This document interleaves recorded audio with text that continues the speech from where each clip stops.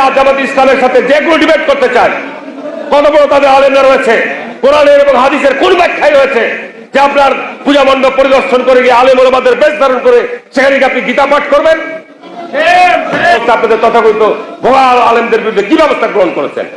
নিজেই তো ইসলাম ঠিক মতো মানেন না। হ্যাঁ, নিজের বউ যে বেপর্দায় চলাফেরা করে আগে সেটা ঠিক করেন। আপনার মেয়ে যে মমতাজের গান বাজনা শুনে বেড়ায় সেটা একটু ভালোভাবে খেয়াল রাখেন। বিএনপির কেন্দ্রীয় সিদ্ধান্তকে অমান্য করে, বিএনপিকে অপমান করে এবং যে তারা সিদ্ধান্ত নিয়ে হাসিনার কোলে বসে গেল হারুন রশিদ। জামাত ইসলাম একটি ধর্মান্ধ, একটি উগ্রপন্থী দল, তারা ধর্মকে নিয়ে ব্যবসা করতে চায়। আসসালামু আলাইকুম রহমতুল্লাহ। গত কয়েকদিন আগে আপনারা দেখেছেন যে হাসিনার কোলে বসে থাকা হারুন, দিনে বিএনপি, রাতে আওয়ামী লীগ, রুমিন ফারহানার মতন। মনে আছে আপনাদের? এই বিএনপির হারুনই আর রুমিন ফারহানা মোটামুটি আরও বিএনপির 6 জন আপনার নেতা, যারা তারেক রহমানের কথাকে অপেক্ষা করে তারা সংসদে গেছিল না? আরে গত নির্বাচনে 18 সালে বিএনপি নির্বাচনকে বয়কট করেছে, তারপরেও 7টা সিট কিন্তু বিএনপিকে দিয়েছিল আওয়ামী লীগ, মায়া করে দয়া করে। তার মধ্যে ব্যারিস্টার রুমিন ফারহানা ছিল, আর এই হারুন ছিল যে জামাত ইসলামের বিরুদ্ধে অনেক বড় বড় কথা বললো, আলেম ওলামাদেরকে নিয়ে অনেক বড় বড় কথা বললো। জামাতকে বলে নাকি সে ধর্মান্ধ উগ্রবাদী দল, শিবির নাকি রক কাটে, আরে অনেক কথাবার্তা বলছে জামাতকে নিয়ে।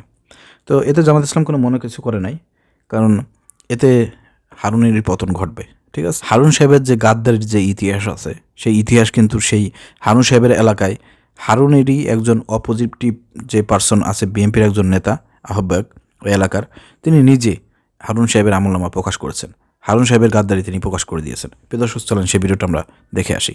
1918 সালে যখন দিনের ভোট রাতে করে, আপনারা জানেন সে সময় বিএনপির মাত্র 6 জন এমপিকে বিএনপিকে ভাগ দিয়েছিল এই আওয়ামী লীগ সরকার, দয়া করে না কিভাবে জানি না, তার মধ্যে হারুন একটা ছিল। এবং বিএনপির কেন্দ্রীয় নেতৃত্ব সে সময় সিদ্ধান্ত নিয়েছিল আমরা এই পার্লামেন্টে, অবৈধ পার্লামেন্টে যাব না।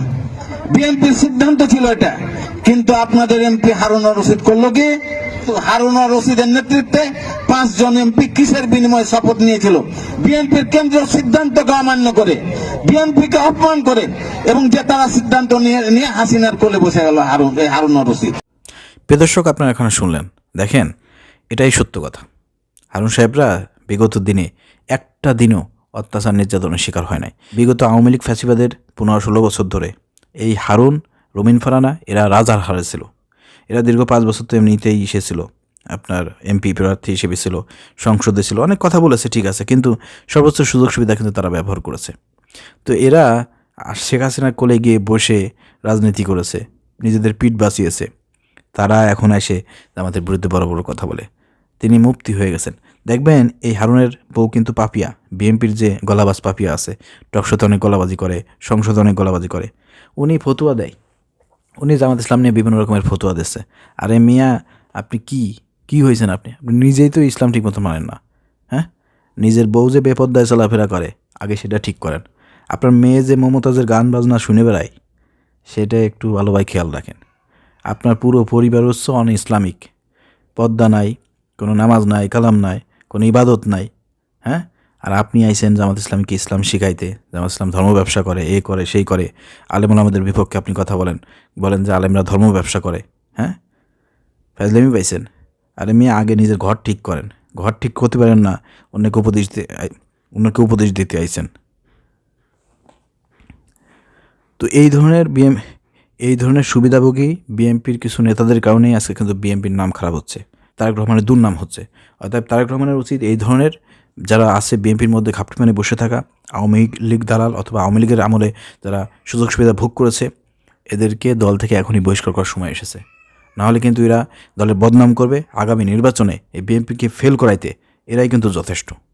এই যে জামাতের বিরুদ্ধে কথা বলে বিএনপি জনপ্রিয়তা বাড়াচ্ছে না কমাচ্ছে? আলবাত এটা কমাচ্ছে।